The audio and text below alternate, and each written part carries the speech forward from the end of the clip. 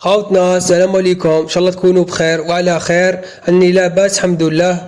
المغرب وعلى رأسها الأقجع يضع شروط حتى يشارك في الشان الذي سيقام في الجزائر، وكذلك يضغط على الكاف وعلى الجزائر.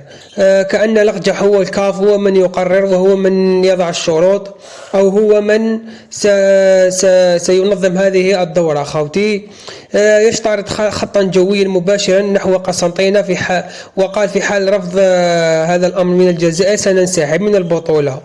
هو يريد أن الجزائر أن تفتح المجال الجوي لأن كما نعرف أن الجزائر غلقته منذ مدة لأسباب سياسية.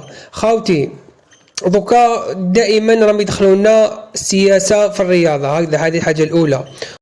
وإذا تشوفوا خوتي القمة العربية اللي قامت في الجزائر الأخيرة هذه، كذلك أرادوا كما نقولوا حبوا يسيوا يشوفوا يقولوا فتحوا لنا نظام المجال الجوي وكذا باش ندخلوا مباشرة للجزائر من مكان نروحوا لتونس أو لفرنسا أو كذا أو كذا. ثم دائما هم يجربون معنا هذا الشيء، وأنا كما نقول وكذلك هم يضغطون على الجزائر من ناحية أخرى وسأخبركم.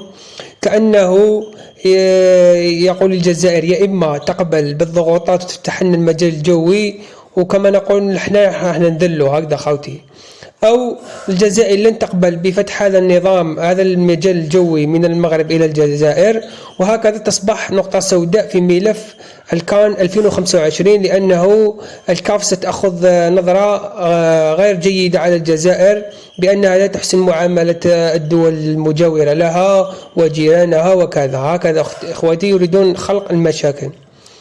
وكذلك كما قلت لكم الأقجع هذا كأنه هو رئيس الكاف، هو اللي راح كما نقول هو اللي يقرر، يقول أنا نشترط وكذا. وثانيا كأنها راح تلعب عندهم هذه، هم راح ينظموا هذا. احنا خاوتي احنا الدورة هذه واش نقدروا نقولوا بلي الدورة هذه راح تقام بهم ولا بلا بهم هكذا خاوتي.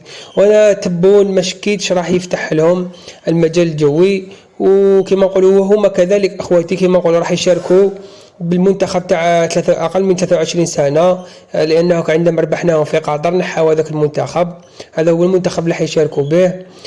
أنا في رأيي خاوتي بأنهم من الأول قرروا خلاص، هما قرروا بري ما يشاركوش، لكن ما نخلوهاش تروح هكذا فقط. نسيو زارنا مع الجزائر بالك تفتح لنا المجال الجوي بالك نضغطوا عليها، وكذلك نسيو نديروا لها مشاكل دائما في الملف تاع الترشح 2025 هكذا خاوتي باش تفهموا.